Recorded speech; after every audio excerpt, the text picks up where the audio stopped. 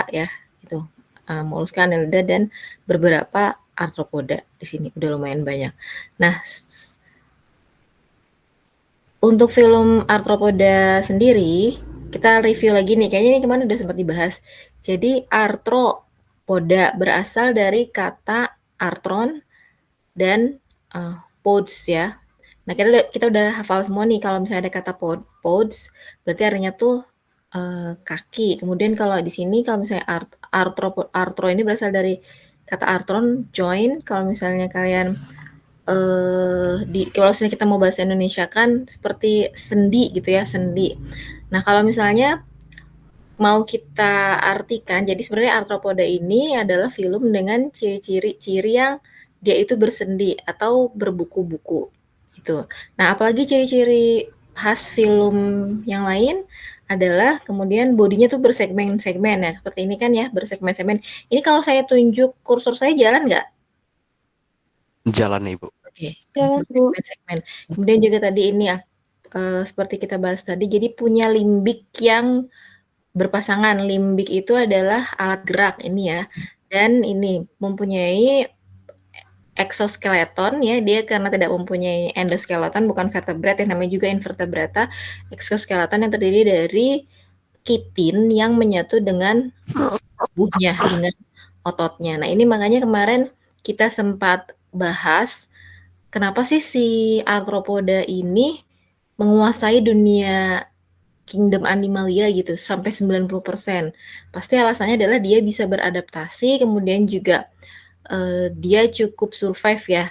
Nah, salah satu yang menyebabkan dia cukup bisa hidup beradaptasi dan berkelanjutan adalah ini struktur tubuhnya itu exoskeletonnya yang dia seperti menyatu dengan tubuhnya. Beda ya kalau misalnya seperti gastropod gitu. Dia kan misah tuh antara si cangkangnya dengan, bukannya memisah, maksudnya mudah dipisahkan ya. Kalau misalnya kemarin ingat ada yang preservasi kering, kita mau ambil cangkangnya aja harus dicongkel dulu kan, jadi seperti terpisahkan. Kalau ini misalnya kita dapat ini Diplopoda drawing, mau dicongkel juga nggak akan bisa kan, karena ini sudah menyatu dengan tubuhnya. Jadi ini yang lebih menjadikan dia lebih tahan kepada predator, kemudian juga lebih survive, sehingga dia menguasai kingdom animalia. Itu. Jadi sudah paham ya kemarin Arthropoda. Kemarin kayaknya kalian juga ketika kuliah lapangan di Sanjang banyak sekali mendapatkan Arthropoda ya, kalau misalnya kita mau bandingkan dengan taksa-taksa yang lainnya. Oke, kita combine ya dengan slide yang ini. Ini sama lah ya. Simetrisnya, nah simetrisnya masih ingat kemarin ada macam-macam simetris, ada yang simetris bilateral, kemudian juga radial dan yang non simetris, dan dia ini adalah simetris bilateral. Kita coba lihat ya bagaimana relatif biodiversitas relatif dari si Arthropoda ini gitu. Nah, dia hampir ya ada yang bilang dari 75% sampai 90% ya relatif biodiversitas relatifnya kalau dibandingin dengan taksa-taksa yang lain gitu. Nah, terutama sih Coleoptera ini banyak sekali. Kemarin kan kalian dapat nih Coleoptera, kemudian Lepidoptera, Diptera dan yang lainnya. Tuh. Nah, sekarang kalau misalnya kita ingat gambar ini, kita ingat lagi bahwa sebenarnya klasifikasi ini didasarkan pada persamaan dan perbedaan dari karakter gitu. Nah, sekarang kita mau ke subfilum. Tadi kita sudah ini filumnya Arthropoda. Kenapa ini diklasifikasikan menjadi satu kelompok besar Arthropoda walaupun ini organismenya banyak dan berbeda-beda, karena mereka punya karakter ini yang sama. Mereka sama-sama bersegmen, berbuku-buku, kemudian juga sama-sama punya exoskeleton, simetris bilateral, dan anggota tubuh yang berpasangan. Nah, terus kemudian apa ini bedanya? Ternyata ini ada beberapa karakter lagi yang menjadikan si film Arthropoda ini terbagi menjadi beberapa subfilum. Di sini kalau misalnya kita lihat di sini ada banyak subfilumnya ya. Nih siapa ini yang masuk? Kita coba ini ya. Nah, ini pasti ini nih.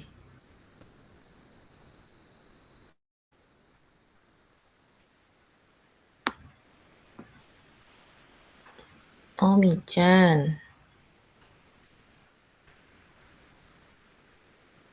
Nggak apa-apa.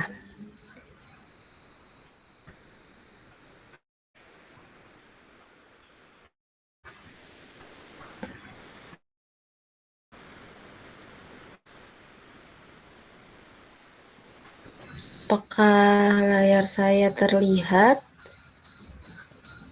Off, Bu. Layarnya mati tadi, Bu. Baru-baruan.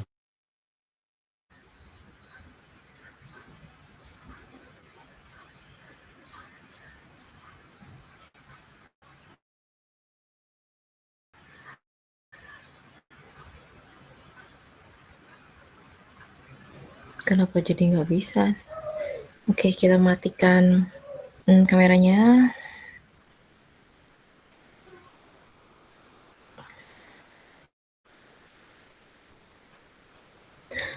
Kalian boleh dimatikan ya kameranya. Takutnya loading. Karena semakin banyak ini. Tapi tetap dalam sikap belajar sempurna. Saya percaya deh sama kalian.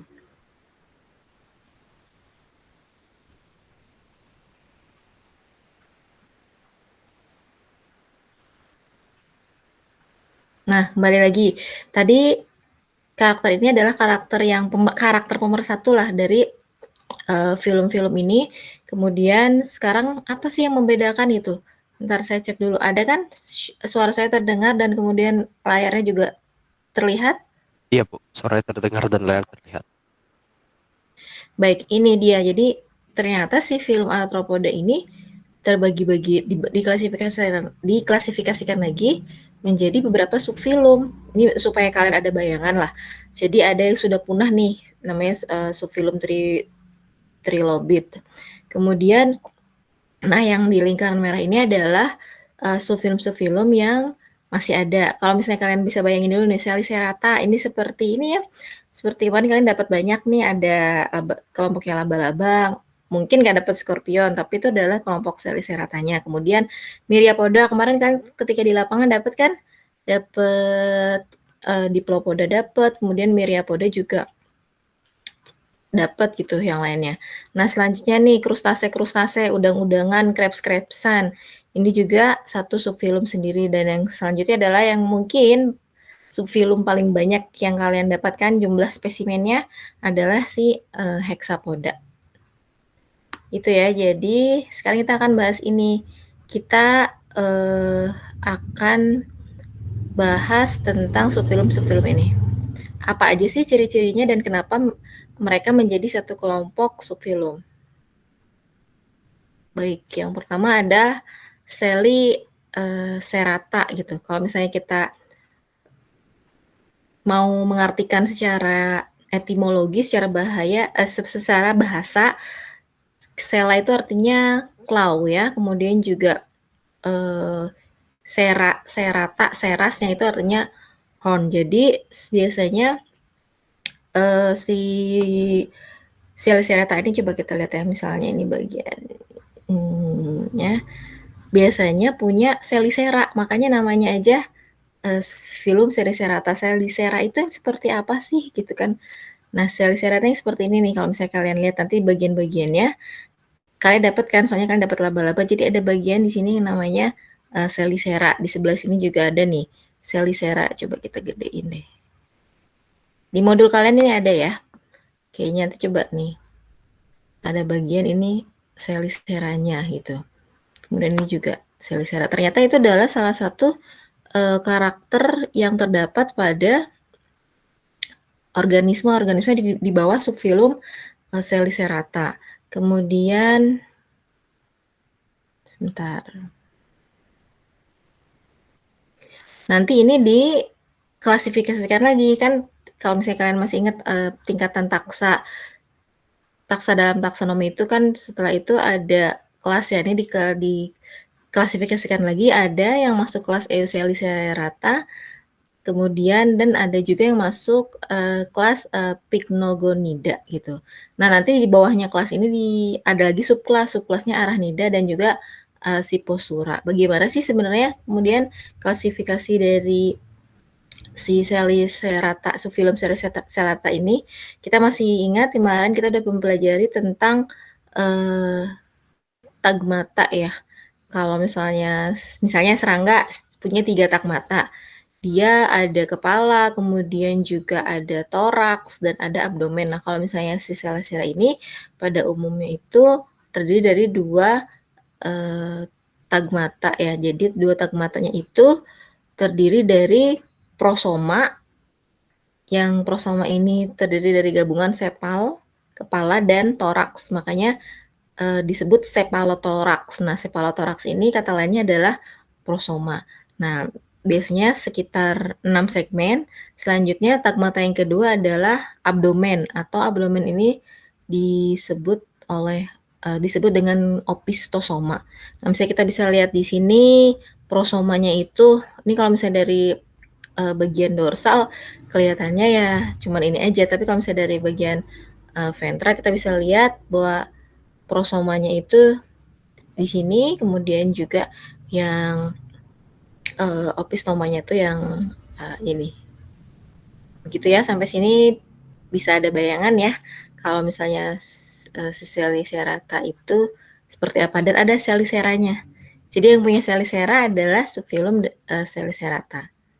Nah, ini contohnya. Kalian pernah lihat ini? Seperti ini. Kemarin dapat ya beberapa dari subfilum Selicerata ini. Nah, ini dia. Ternyata kalau misalnya di klasifikasikan lagi lebih bawah ada ordonya, keordonya, kemudian juga di sini ada beberapa keterangannya, ada beberapa ciri-ciri spesifik dari si ordo-ordo ini. Nah, ini ya. Kemudian misalnya dari ordo Aranae, misalnya contohnya seperti laba-laba gitu. Biasanya ada yang punya Selicera yang beracun, kemudian juga bisa membuat sarang gitu kan, dan biasanya matanya tereduksi seperti itu. Jadi ini ada ciri-ciri khususnya. Ini. Nah, ini sebenarnya untuk semua taksa ya, untuk semua taksa memang kalau misalnya teman-teman di rekayasa kehutanan, prinsip untuk identifikasinya adalah identifikasi secara ya determinasi secara cepat gitu. Bagaimana kalian itu bisa ketika di lapangan bisa secara cepat dan juga tepat mengetahui taksa apa yang kalian temukan gitu. Tetapi walaupun seperti itu, tidak semuanya melulu kita tergantung 100% kepada si innaturalis itu gitu. Ya kalau misalnya pas lagi ada sinyal, tapi pas lagi nggak ada sinyal, tapi kita butuh cepat untuk rapid recognition-nya, paling tidak kalian memahami beberapa karakter-karakter karakter-karakter yang penanda dari taksa-taksa tertentu gitu. Bisa lah ya kalau misalnya walaupun itu nggak sampai spesies, tapi setidaknya bisa membedakan mana itu yang termasuk taksa, misalnya taksa moluska yang mana, filum moluska yang mana, filum arthropoda yang mana, atau misalnya filum echinodermata ketika kalian di laut ya, itu yang mana. Begitu. Kemudian, nah di sini bisa kita lihat ya bagiannya ya, 2 tagmata aja gitu. Jadi di sini cephalothoraxnya ini, kemudian ada abdomen. Nah di sini. Jadi ini juga sih kalau misalnya bicara tentang si taksa ini, si laba-laba ini, ada beberapa atau banyak yang miskonsepsi bahwa serangga ini laba-laba ini masuknya tuh serangga. Berarti kalau serangga masuknya subfilum Hexapoda gitu.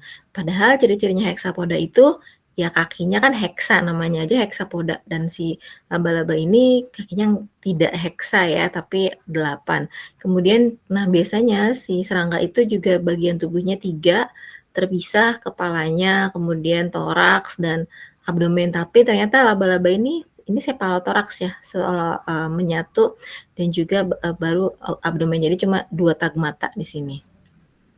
Itu coba kita lihat sebentar ya di sini. Nah, ini dia yang Selicerata. Nah, kita di sini bisa ngelihat ya di pohonnya sini ternyata yang kelas-kelas ini adalah si Euselicerata ini termasuk di dalamnya adalah laba-laba, kemudian juga ya ini seperti satu keluarganya sama scorpion di sini. Nah, kita lihat di sini. Nah, ini subkelasnya. Nah, ini mungkin karakter-karakter juga yang dari subkelas Arachnida ini. Nah, ini bagian tubuhnya tadi kita udah review ya barusan, cephalothorax dan abdomen, dan kata lainnya adalah prosoma dan opistosoma. Jadi nanti nggak usah bingung kalau ada yang bilang prosoma dan opistosoma atau cephalothorax dan abdomen. Nah, laba-laba itu nggak punya antena. Biasanya beberapa serangga lain punya antena, dan ini juga tidak punya sayap. Bisa kita lihat di sini. Nah, kita bisa sebenarnya kita juga bisa menebak ya di situ di suatu habitat ada spesies jenis apa dari ornamen-ornamen sarangnya. Kemudian ini, walaupun matanya itu tereduksi, tapi dia punya pola yang khas jadi ini bisa jadi penanda itu tuh spesies apa gitu. Nanti kalau misalnya kalian nanti di ini coba kalian lihat kelihatan ya sih gitu kan arrangement dari matanya itu ternyata ada tipe-tipe khusus dari matanya. Seperti itu. Baik, kita sekarang sampai sini kita ini dulu. Ada pertanyaan atau diskusi? Kita baru belajar satu subfilum aja.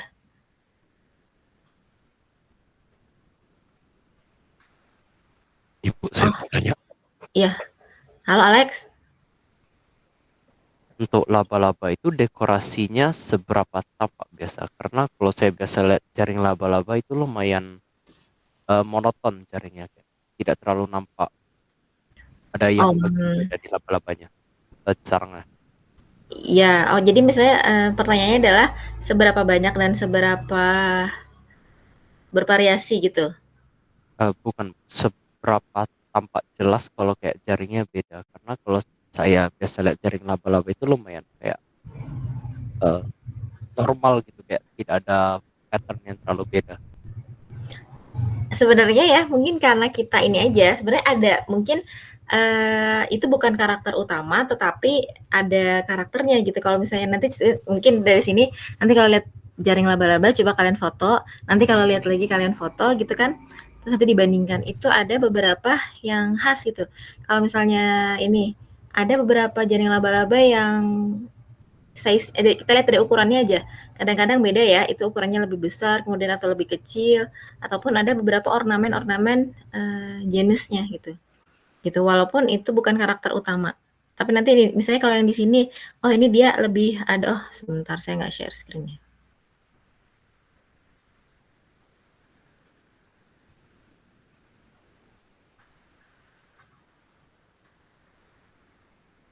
Nah, misalnya di sini ya, ini ada jaring laba-laba, oh ternyata yang di sini lebih ada putih-putihnya, kemudian yang di sini lebih tebal gitu, seperti apa gitu.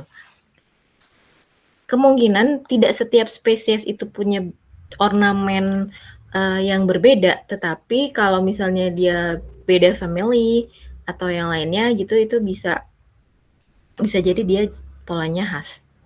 Kalau misalnya Alex tadi bilang kayaknya semuanya sama Bu gitu, mungkin aja kita karena belum tahu ya, jadi kelihatan sama semua. Kayak pas kita lihat tumbuhan sebelum dapat taksonomi tumbuhan, kayaknya semuanya daunnya hijau deh, kayaknya semuanya batangnya coklat, tetapi ternyata semuanya bukan semuanya, ternyata ada beberapa ciri yang berbeda gitu. Sebentar ya.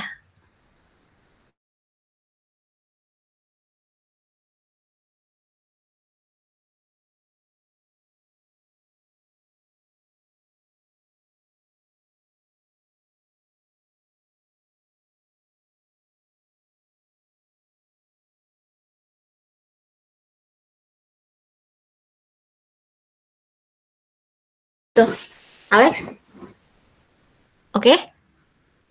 Tapi Oke, kalau penasaran, itu bagus sih kalian kritis ya gitu. Kalau sekarang kalau misalnya lihat sarang laba-laba di foto aja, nanti ada lagi di foto aja kan kita bisa bandingin ya. Mungkin kalau ngebandingin dari sarang ke sarang agak susah, tapi kalau misalnya kita bisa dokumentasikan, nanti kita bisa lihat. Karena ini saya juga ini ya, kalau masih ingat ada beberapa penelitian, ada dosen SETH juga Ibu Profesor Anggreni Berlian itu mencoba untuk memanfaatkan sarang laba-laba itu jadi penutup luka ya. Itu juga ternyata nggak semua jenis laba-laba itu bisa jadi cocok untuk dijadikan penutup luka. Jadi kayak bikin Hansaplast, tapi dari sarang laba-laba gitu, tapi saya lupa jenisnya apa. Dan itu nggak semua jenis laba-laba bisa digunakan. Artinya, apa berarti ternyata sarang laba-laba itu dari jenis apa punya karakteristik tertentu ya, gitu. Itu. Baik, ada lagi? Apa bisa kita lanjut? Lanjut ya.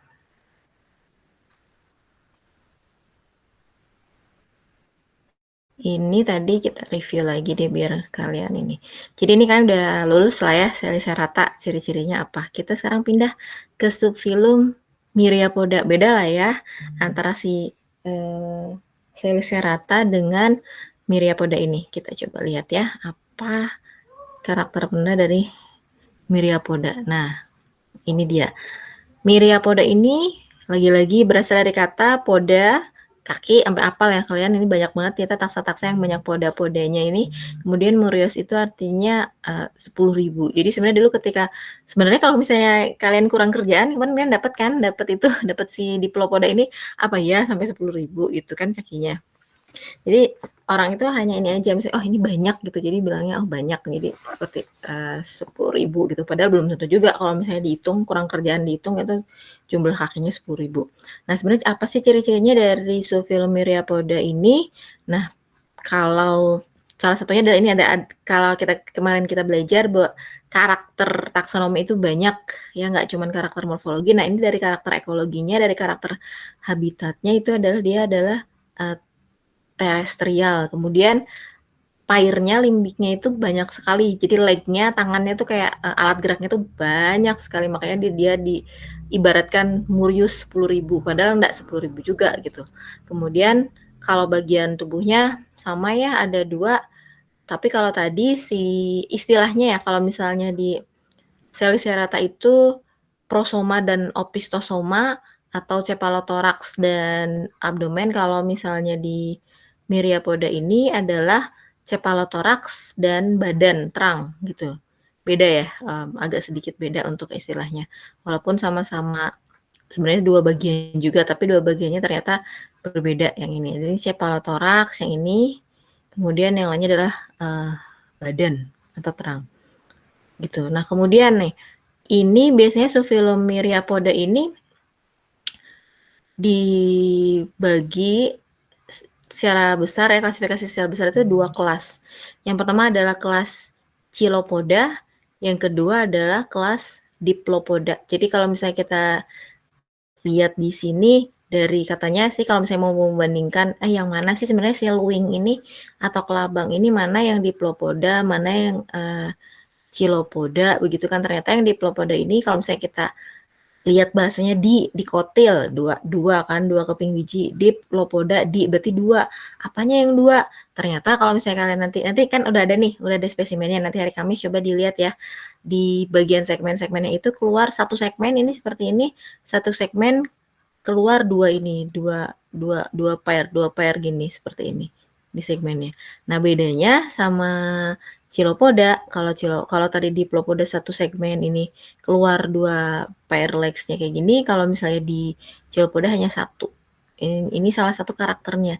Jadi tapi sebenarnya walaupun kita kalau misalnya ngelihat aja ya, untuk membedain Chilopoda sama Diplopoda di lapangan gampang lah ya. Yang satu lucu gitu, ya dua-duanya juga lucu sih. Misalnya warnanya biasanya umumnya coklat, kemudian juga lebih silindris gitu. Yang satu lagi lebih gepeng gitu. Tapi ternyata penanda yang lain adalah jumlah kaki ya, jumlah legs-nya yang keluar dari segmennya. Makanya dinamakan kelasnya Diplopoda dan Chilopoda. Nah, selanjutnya kalau misalnya di Chilopoda biasanya dia punya forcipul di sini. Saya pernah digigit kelabang gitu ya. Memang agak perih gitu. Karena kan dia mengeluarkan ini ada ya seperti kan namanya juga dia predator ya gitu. Jadi kayak dia mengeluarkan sedikit racun untuk ininya. Untuk hewan-hewan yang dia prey-nya untuk hewan-hewan yang dia mangsanya itu. Tapi gini, kalau misalnya ini fungsi ekologinya si Chilopoda ini lebih ke predator, kan dia punya alat pertahanan juga, forceful. Kalau yang Diplopoda ini sebenarnya lebih aman gitu, walaupun tampangnya seperti kayak takut gitu, menakutkan, tapi ternyata dia fungsinya adalah lebih ke detrivore gitu. Dan tidak ya kalau misalnya digigit pun nggak akan ini gitu kan, maksudnya nggak akan sakit ataupun nggak akan terlalu gatel-gatel kayak misalnya digigit kelabang gitu. Itu.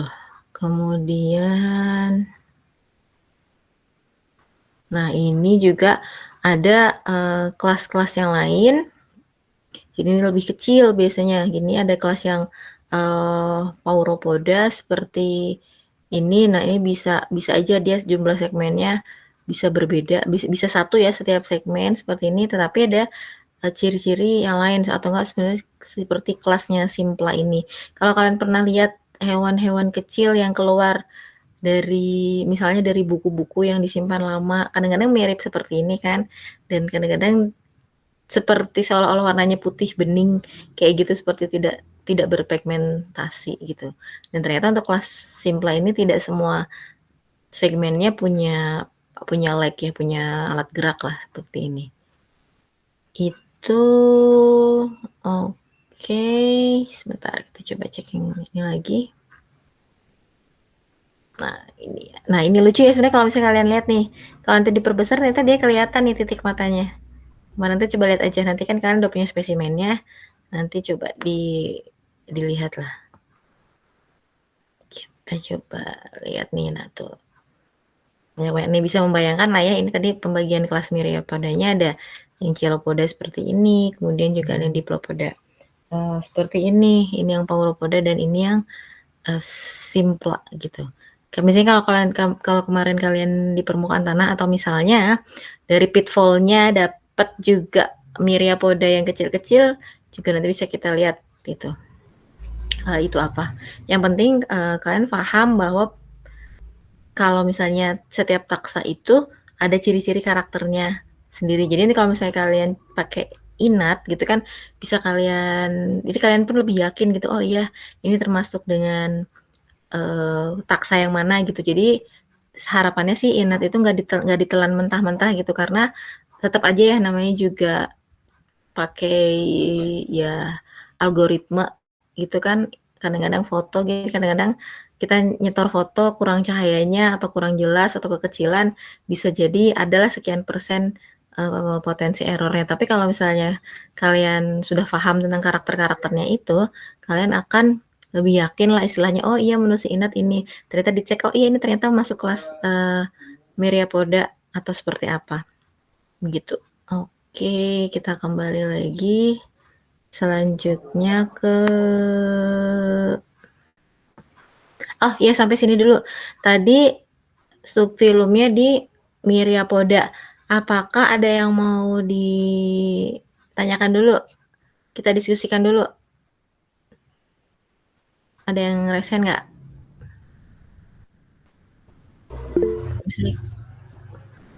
Alex, oke, gimana? Bu, tadi itu Myriapoda kebanyakan detritivore. Apa? Gimana? Sorry, nggak jelas. Tadi itu Myriapoda kebanyakan detritivore. Saya ulang ya, soalnya suaranya agak putus-putus. Apakah Myriapoda kebanyakan detritivore? Ya, tapi kelabang itu kebanyakan karnivore. Nah, ini kan makanya tadi ada dibedakan kan, sebentar. Tadi mana sih slide-nya? Fungsi ekologisnya, bentar, saya balik lagi screen. Sip. Tidak semua Myriapoda itu detritivore. Ini dia betul kalau kata Alex, dia itu karnivor kan, karena dia punya Forcipula, makanya ini di slide disebutkan bahwa si Chilopoda ini adalah predator kan. Kalau predator berarti dia gimana, ada yang dimangsa kan.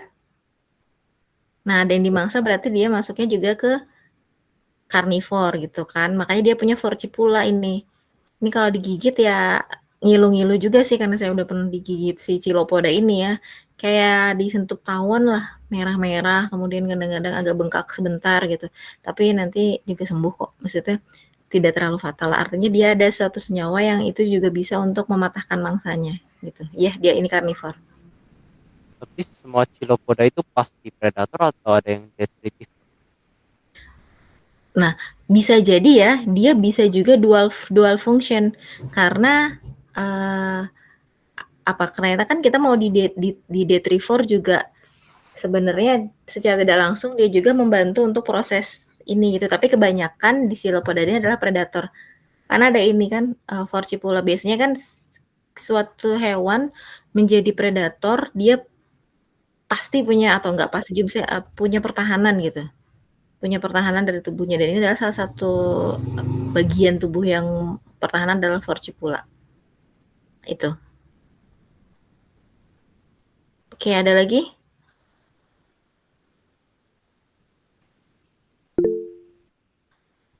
Cindy, Nah, gimana? Ibu mau nanya, kan aku pernah lihat orang yang digigit kelabang gitu kan, Bu ya? Ya apa? Yang digigit kelabang. Heeh.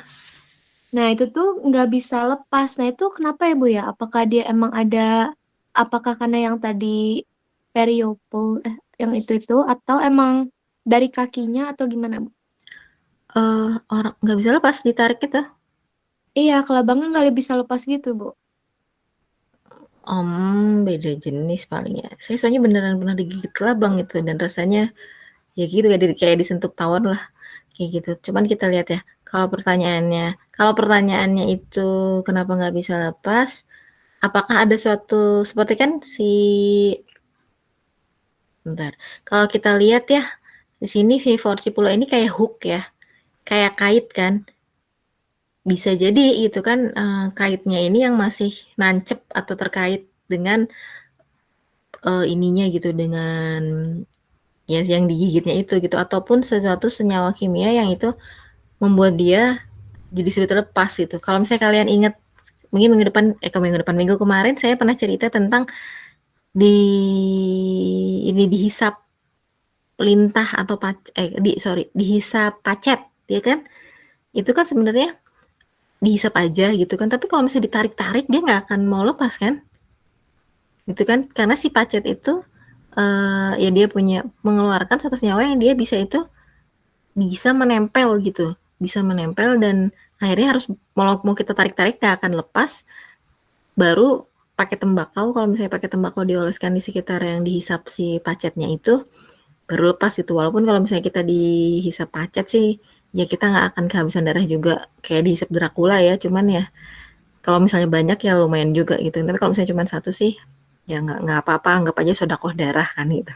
Tapi makanya kalau misalnya kalian ada yang mau naik gunung atau apa, beberapa kalau misalnya di hutannya itu banyak pacetnya, saya disarankan untuk membawa tembakau. Terkait dengan pertanyaannya Cindy, kalau misalnya kita lihat itu beberapa jenis, mungkin tidak semua jenis. Kalau pacet kan hampir semua jenisnya emang seperti itu ya dia kalau misalnya menghisap darah memang agak susah untuk dilepaskan sampai dia memang lepas sendiri karena kenyang. Tapi kalau untuk Chilopoda nggak semua jenis. Kalau misalnya waktu itu sini lihat orang yang kenapa nggak bisa dilepasin, bisa jadi karena struktur morfologinya, misalnya kaitnya itu nyangkut ke dalam di kulitnya, atau ada satu senyawa kimia yang mirip seperti pacet gitu kan, yang dia membuat dia akan menempel terus pada mangsanya gitu. Itu ya Cindy. Baik ya, Bu. Terima kasih banyak. Ya, ada lagi yang lain? Ada lagi nggak? Ini saya, oh Teni, oke jadi saya harus stop share dulu baru tahu ya. Apa Teni silahkan. Izin bertanya Bu, jadi kan waktu itu tuh aku tuh pernah lihat di video lewat gitu. Nah terus dia tuh kayak mancing, dia tuh bilangnya cacing pasir pantai namanya Pumpun kalau nggak salah. Tapi dia tuh pas dilihat tuh kan emang dari tanah. Nah terus dia tuh bersegmen, terus dia tuh kayak ada kakinya gitu, kayak mirip kelabang. Nah itu tuh masuknya Annelida atau yang ini ya Bu? Atau masuknya ke sini? Gimana ciri-cirinya? Kalau yang buat mancing biasanya sih Annelida. Tapi tadi kamu bilang ciri-cirinya gimana? Kayak ya memang kayak cacing gitu panjang. Tapi dia tuh bersegmen sama dia tuh punya kaki kayak kelabang gitu. Cuma kakinya emang gak terlalu gede-gede gitu. Baik, kalau misalnya Namanya ini, pumpun. kalau pumpun sih itu cacing ya. Oh, jadi masuknya Annelida. Tapi gini, masalahnya tuh gini, kalau kalian eh ini makanya kita kenapa belajar nama ilmiah binomial nomenklatur ya. Bisa jadi ya, satu nama satunya ya kayak ini loh, kayak saya mau tanya nih, ada yang orang Sunda di sini, ada yang orang Jawa, kalau gedang itu artinya apa? Kalau buat orang Jawa. Oh, kalau gedang buat orang Jawa pisang, tapi kalau buat orang Sunda pepaya ya, Bu. Iya, jadi biasanya kalau misalnya jangan terlalu percaya sama nama warga lokal, bisa aja kan yang satu bilang bilang gedang, ternyata yang satu artinya lain gitu. Itu. Jadi kenapa kita perlu nama ilmiah? Karena bisa jadi nama di satu daerah dengan daerah yang lainnya itu berbeda gitu.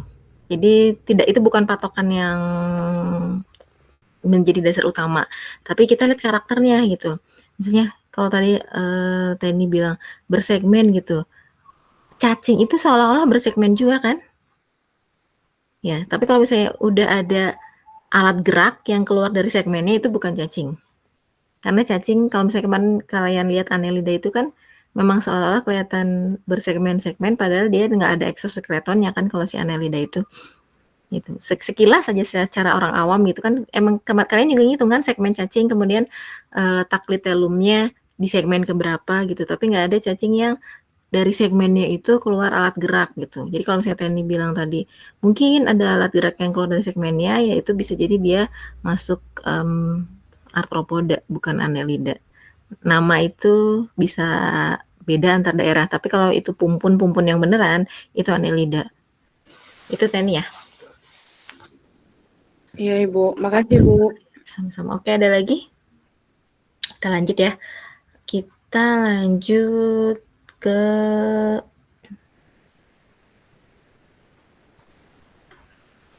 selanjutnya. Kayaknya kemarin kita udah bahas deh yang ini.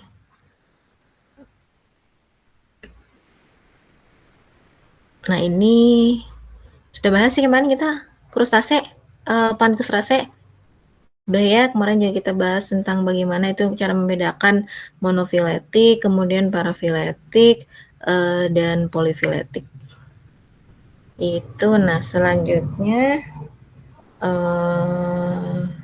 ini kita akan membahas tentang subfilum yang selanjutnya. Ini paling ramai nih, yang dia mendominasi gitu kan, serangga itu mendominasi. Makanya ini adalah hexapod. Kenapa disebut hexapod? Karena memang kakinya ada 6 gitu kan, atau 3 pasang gitu di sini. Dan ini ramai banget nih sebenarnya.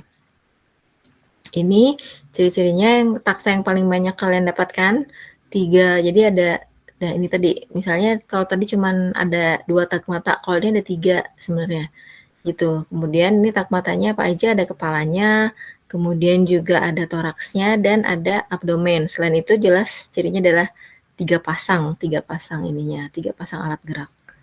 Itu. Nah, selanjutnya biasanya ada antenanya. Kemudian mulutnya itu ada mandibula, kemudian juga ada maksila, ada hipoparing dan ada labiumnya. Nanti kalau ketika kalian praktikum, nanti kita akan coba lihat ya mana antenanya, mana mandibulanya, mana maksilanya. Dan ini kalau misalnya coba kita gedekan. Nah, ini juga pohon ininya ya. Pohon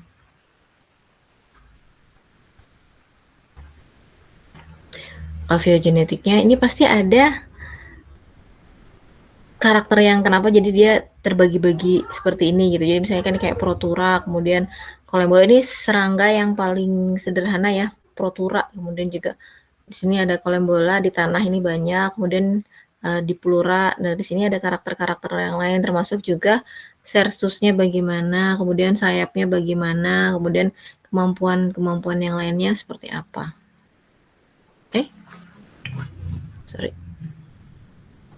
Nah ini ya, salah satunya adalah tipe sersus, kemudian sayap, kemampuan melipat sayap, dan kemudian juga kemampuan metamorfosis.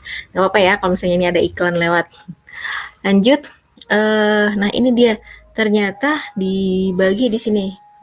Ada yang termasuk kelas entognata dan kelas ektognata. Apa sih bedanya gitu? Mereka itu sama-sama masuk subfilum hexapoda gitu.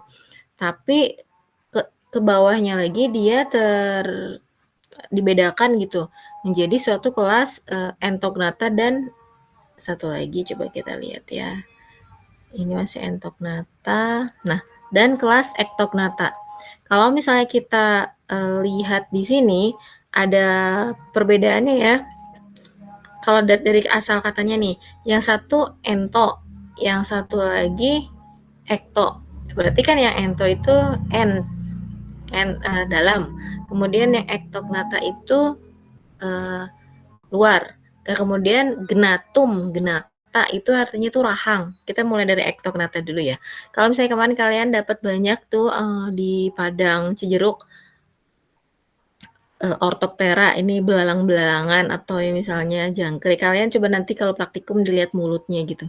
Ini di rahangnya itu maksila dan mandibulanya itu kelihatan gitu. Jadi ada di luar gitu. Tapi kalau misalnya nanti kalian di pitfall trap melihat ada hewan yang kecil banget terus kemudian dilihat ininya dilihat di bawah, misalnya dilihat di bawah mikroskop bahwa seolah-olah mereka itu kayak mulutnya itu kayak melipat ke dalam gitu, kayak melipat ke dalam, jadi nggak kelihatan itu apa sih namanya maksila dan mandibulanya. Coba kita lihat kalau misalnya kita bandingin di sini ya. Ini nggak akan kelihatan itu. Coba saya mau ini dulu. Bentar, saya mau open cam dulu gitu. Ini coba saya ini. Kita itu ektognata ya. Kita tuh ada maksila, kemudian ada mandibula. Kelihatan banget kan? Ini ektognata. Kalau misalnya si jangkrik-jangkrikan, si belalang gitu, itu ektognata juga, nanti dilihat aja. Nah, kalau entognata itu bagian mulutnya rahangnya itu kayak melipat ke dalam. Jadi kalau misalnya ini saya demo ini kayak gini nih, ke dalam gitu. Jadi maksila dan mandibulanya tuh nggak keluar, nggak kelihatan. Jadi mulutnya kayak datar-datar aja, padahal sebenarnya itu ada itu genatumnya, rahang itu kayak melipat ke dalam gitu, kayak gini. Apa ntar dilihat aja, nggak bisa dibandingkan antara manusia dan serangga gitu. Tapi ini cuman untuk sebagai gambaran saja. Kita kembali lagi, jadi ternyata ada karakter itu. Tadi kan seperti ini saya ulang-ulang lagi bahwa pembagian taksa itu ada ciri-cirinya tertentu. Jadi kalau misalnya kalian nanti di foto pakai naturalis, jadi setidaknya itu logika kita tuh udah bisa memastikan, oh ini benar ya masuk taksa ini karena emang karakternya ini, atau ini, oh ini enggak nih.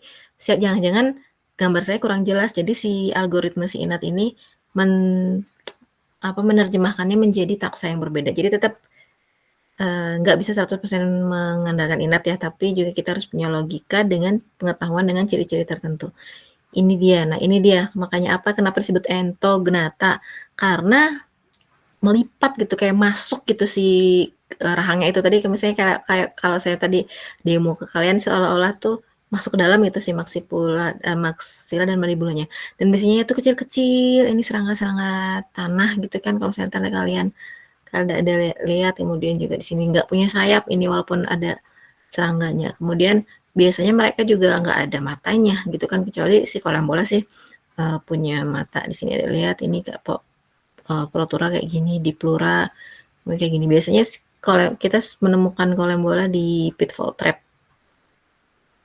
Nah, ini dia.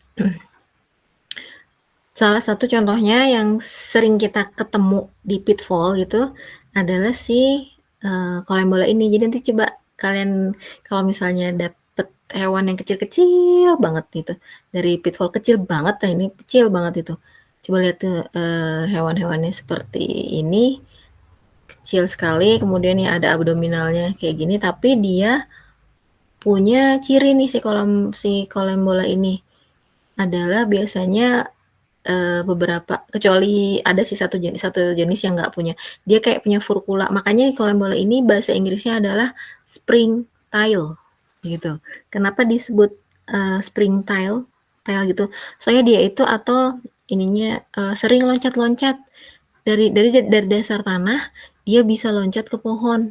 Itu karena dia punya organ namanya furcula gitu, ada furcula di bagian belakangnya sini, dia jadi bisa sedikit loncat. Ya loncatnya nggak akan jauh-jauh juga, akan sedikit loncat. Kemudian dia juga punya ini, punya kolopor ini ya di abdomen yang pertama. Di sini dia kolopor, dia punya ventral tube seperti